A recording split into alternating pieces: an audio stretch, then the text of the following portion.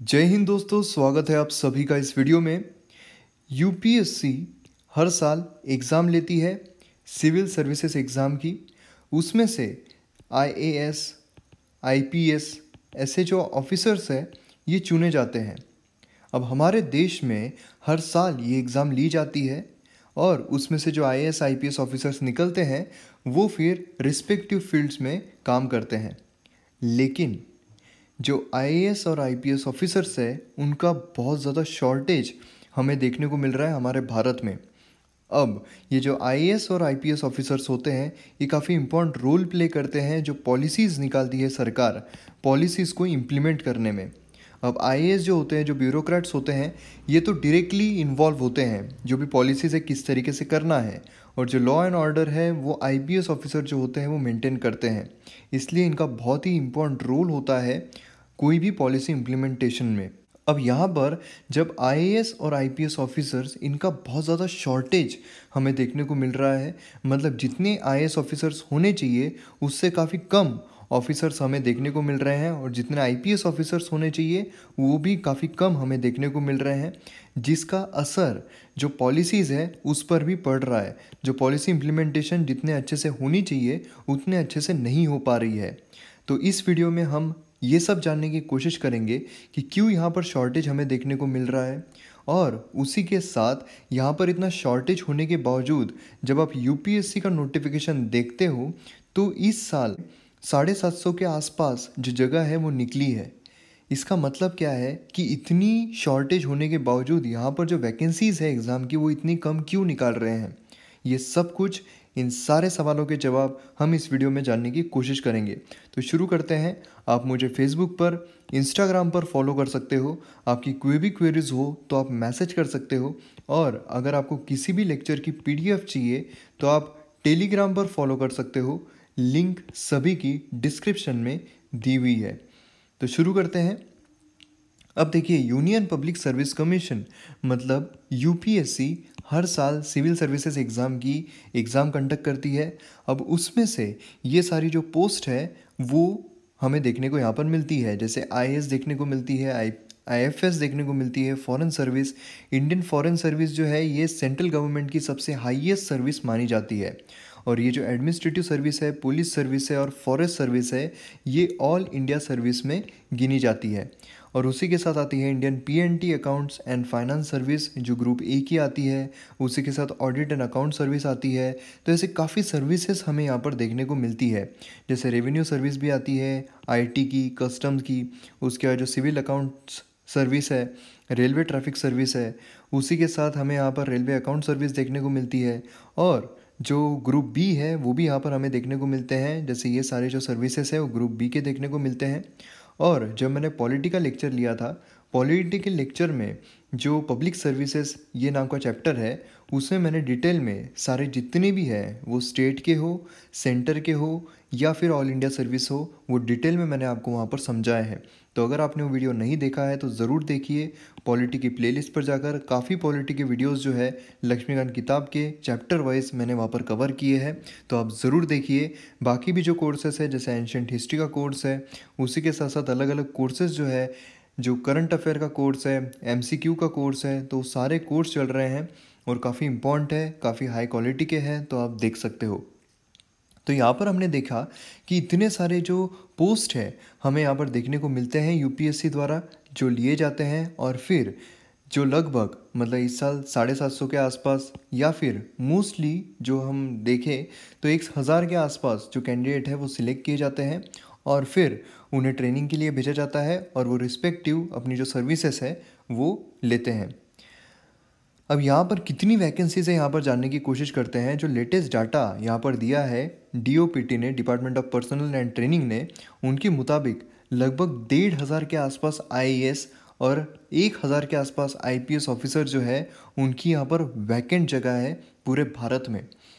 मतलब आप यहाँ पर देख सकते हो कि जितने ये लोग रिक्रूट करते हैं, ये सारी मतलब जो 24 सर्विसेज हमने देखे, तो यूपीएससी हर साल जितने कैंडिडेट टोटल लेती है 24 पोस्ट के लिए, उससे ज़्यादा कैंडिडेट तो सिर्फ आईएएस की खाली है।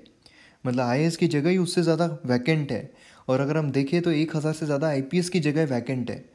तो इस हिसाब से अगर हम देखें, अगर पूरी जगह फिलअप करना है तो 1000 जगह तो सिर्फ आईएएस की ही निकलेगी और 1000 जगह जो है वो सिर्फ आईपीएस की निकलेगी।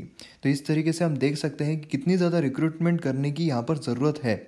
और उसी के साथ ये तो सिर्फ हमने आईएएस और आईपीएस की ये जो वैकेंसीज़ है वो देखी है। उसी के साथ यहाँ पर जो वैकेंसीज़ है union ministries and related department, जहाँ पर 1/4 ऑफ सैंक्शन मतलब 400 जो पोस्ट सैंक्शन किए गए हैं उसकी 1/4 ही अभी तक भरी हुई है।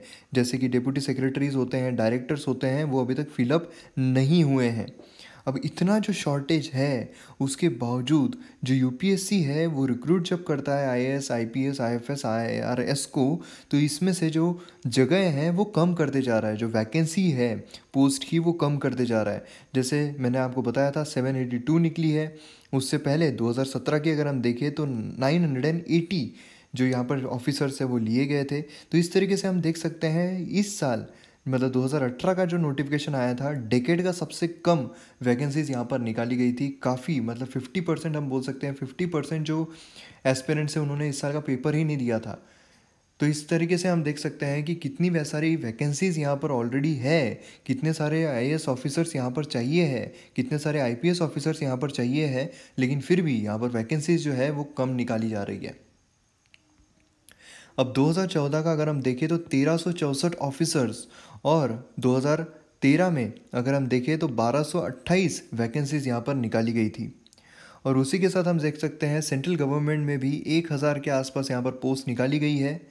और यहाँ पर जब पूछा गया गवर्नमेंट सोर्स के पास, तो गवर्नमेंट सोर्स ने क्या कहा यहाँ पर हम देखते हैं कि यहाँ पर जो सैलरीज़ है, अब देखिए यहाँ पर 7th पे कमीशन जो है वो लागू हो रहा है। अब 7th पे कमीशन में क्या हो रहा है कि जो सैलरीज़ है वो काफ़ी ज़्यादा बढ़ रही है।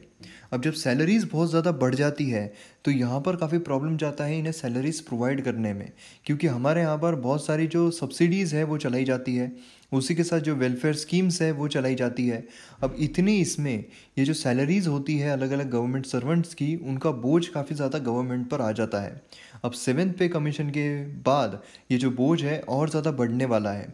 और इस तरीके से अगर हम यहाँ पर जितनी भी वैकेंसीज़ है वो फिलअप कर देते हैं, मतलब जो 1500 के आसपास जो आईएएस है और 1000 के आसपास जो आईपीएस है, तो ये सारी वैकेंसीज़ मतलब 2500 के आसपास अगर सिर्फ आईएएस आईपीएस की बढ़ा देते हैं तो इनकी सैलरी का बोझ और ज़्यादा बढ़ जाएगा सरकार पर। ये कारण जो गवर्नमेंट सोर्स है उनके द्वारा मिलता है कि इस वजह से यहाँ पर जो वैकेंसीज़ है वो नहीं भरी जा रही है या फिर कम की जा रही है। अब सैलरी का बोझ कितना पड़ता है ये जानने की कोशिश करते हैं। तो अगर हम फिगर्स के मुताबिक देखें तो सैलरीज जो है 10 मिलियन सेंट्रल गवर्नमेंट एम्प्लॉयज़ जो है वो अकाउंट करते हैं 12.6% of central governments total expenditure. Central government मतलब जो सेंट्रल गवर्नमेंट है उससे जो भी एक्सपेंडिचर आता है उस एक्सपेंडिचर का 12.6% यहाँ पर हमें जो सैलरीज़ है उसके लिए जाते हुए दिखता है। अब 7th पे कमीशन जो आ रहा है उसके मुताबिक क्या होने वाला है, तो जो बेसिक इनकम है मिनिमम स्टार्टिंग सैलरी जो है जो 7000 पर मंथ है उसे 18000 पर मंथ करने की बात की है। इस वजह से क्या होगा, एक्स्ट्रा 0.7% बर्डन जो है जीडीपी पर आ जाएगा। तो इसलिए यहाँ पर ये भी प्रॉब्लम काफ़ी क्रिएट हो रहा है। पहले तो जो यूपीएससी है वो क्यों रिक्रूट नहीं कर रही है, तो उसका एक कारण ये भी बताया गया था कि जो ट्रेनिंग होती है उसमें इतने सारे लोग नहीं बिठाए जा सकते हैं। उसकी कैपेसिटी जो है 1000 के आसपास की होती है और 1000 के ऊपर अगर कैंडिडेट जाते हैं तो अच्छे से ट्रेनिंग नहीं हो सकती है। इसलिए यहाँ पर यूपीएससी ज़्यादा लोग रिक्रूट नहीं कर रहा है, ये कारण दिया गया था। अब यहाँ पर दूसरा कारण ये भी निकल कर आ रहा है कि क्यों सारी पोस्ट नहीं भरी जा रही है, तो उसका एक पीछे का कारण 7th पे कमीशन भी माना जाता है। अब 7th पे कमीशन के द्वारा जो सैलरी का बोझ है वो हमने देख लिया कितना ज़्यादा बढ़ता है।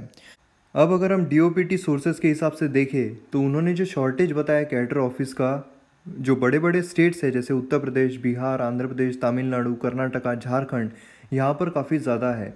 ऑथोराइज स्ट्रेंथ जो है आईएएस की यूपी में वो 621 है और वहाँ पर सिर्फ 511 ऑफिसर्स है। वैसे अगर हम बिहार में देखें तो 342 सैंक्शन पोस्ट है, लेकिन वहाँ पर 235 ऑफिसर्स ही देखने को मिलते हैं। झारखंड कैडर अगर हम देखते हैं तो वहाँ सिर्फ 140 आईएएस है, सैंक्शन किए गए हैं 215। और ऑथोराइज स्ट्रेंथ जो है कर्नाटका की वो है 376, लेकिन वहाँ पर 313 ऑफिसर्स ही हमें देखने को मिलते हैं। और तमिलनाडु का अगर हम देखें तो 314 है, लेकिन वहाँ पर 220 ऑफिसर सिर्फ काम कर रहे हैं। उसी के साथ ग्रुप ए में जो डायरेक्टर और डिप्यूटी सेक्रेटरी की पोस्ट होती है वो भी काफ़ी ज़्यादा वैकेंट है गवर्नमेंट मिनिस्ट्रीज़ में और डिपार्टमेंट्स में। ये भी एक रीज़न है, जो फाइलें हैं वो बहुत ज़्यादा देर तक पड़ी रहती है और जो काम है वो काफ़ी ज़्यादा देर तक अड़ा रहता है। अगर हम देखें तो ये जो ऑफिसर्स होते हैं इनका बहुत बड़ा योगदान होता है फास्ट प्रोसेस करने में, क्योंकि अगर फास्ट प्रोसेस होती है तो जो वेलफेयर स्कीम्स है वो भी फास्ट जाएगी और जो पॉलिसीज़ है वो भी फास्ट इम्प्लीमेंट की जा सकती है। लेकिन यहाँ पर शॉर्टेज होने की वजह से जो पॉलिसीज़ है वो भी अच्छे से इम्प्लीमेंट नहीं हो पा रही है और काफ़ी वक्त लग रहा है। तो ये सारे कारण हैं। तो आप मुझे कमेंट सेक्शन में बताइए क्या ये वैकेंसीज़ भरनी चाहिए। और 7th पे कमीशन जो रीज़न एक हमें देखने को मिल रहा है, तो क्या वो रीज़न वैलिड है? उस वजह से जो इतनी वैकेंसीज़ है क्या वो फिलअप नहीं करनी चाहिए? और अगर फिलअप करनी चाहिए तो उसका और एक सोल्यूशन आप मुझे कमेंट सेक्शन में ज़रूर बताइए।